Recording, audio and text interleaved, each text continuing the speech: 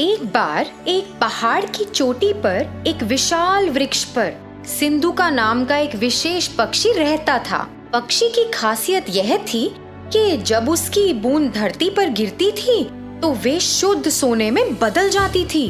वह इस पेड़ पर अकेला रहता था और शांति से वहाँ अपना जीवन व्यतीत कर खुश था। एक दिन एक शिकारी पक्षियों की तलाश में पहाड़ की चोटी पर घूम रहा था। कई घंटों के बाद जब वह किसी पक्षी को पकड़ने में सक्षम नहीं था तो उसने विशाल पेड़ के नीचे कुछ देर आराम करने का फैसला किया, जिस पर सिंधु का रहता था।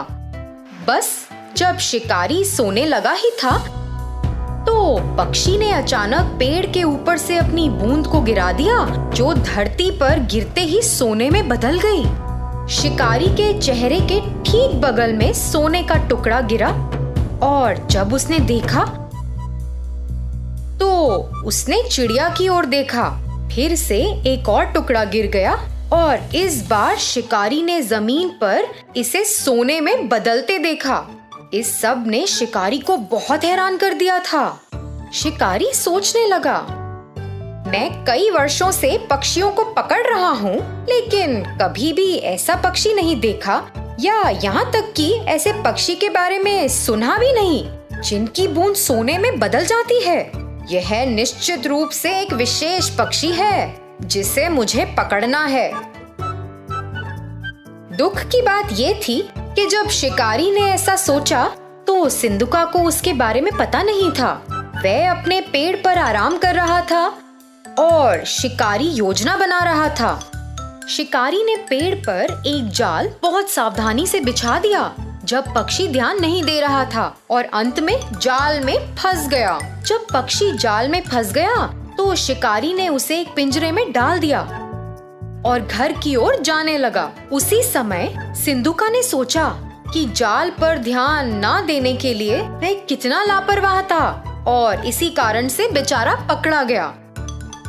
अपने घर जाते वक्त शिकारी ने सोचा, अगर मैं इस पक्षी को रखूंगा तो मैं अमीर बन जाऊंगा और सभी को संदेह होगा कि कुछ तो गड़बड़ है। किसी दिन किसी को पक्षी की सच्चाई पता चलेगी और फिर वे राजा को पक्षी के बारे में बताएंगे।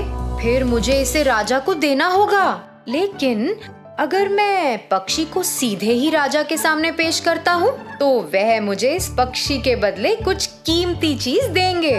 यह मेरे लिए बेहतर काम करेगा। मैं अपना शेष जीवन राजा की दी गई वस्तु के सहारे जी सकता हूँ। योजना के अनुसार वह सीधे राजा के महल में गया और राजा को सारी बात बताई। उसने राजा को पक्षी दिखाया और राजा एक ऐसे विशेष पक्षी को देखकर बहुत खुश हुआ जिसकी बूंद सोने में बदल जाती है। उसने अपने नौकर को बुलाया, इस पक्षी की उचित देखभाल करो, उसे एक शानदार पिंजरे में रखो और उसे भरपूर भोजन और पानी दो। सुनिश्चित करें कि वह दूर नहीं हो। वह महल का शाही पक्षी होगा और अपनी बूंदों से मुझे कई दौलत देगा। अचानक राजा के मंत्रियों में से एक राजा के पास पहुंचा। राजा जी, एक पक्षी की बूंदें सोने में कैसे बदल सकती हैं? ये तो असंभव है। आप इस राह चलते शिकारी पर कैसे भरोसा कर सकते हैं जिसे कोई ज्ञान नहीं है? मैं आपसे अनुरोध करता हूँ कि आप पिंजरे को खोलें और पक्षी को दूर जाने दें और इस शिकारी को ऐसी झूठी जानकारी देने के लिए दंडित करें। राजा ने अपने विश्वसनीय और बुद्धिमान मंत्री के शब्दों पर विचार किया और यह सच था। हाँ, कोई पक्षी सोने की बूंदें कैसे दे सकता है? मैंने इसे अपने आँखों से भी नहीं देखा। यह शिकारी शायद बदले में पैसा चाहता है। राजा ने पहरेदारों को शिकारी को गिरफ्तार करने और पक्षी को छोड़ने का आदेश दिया।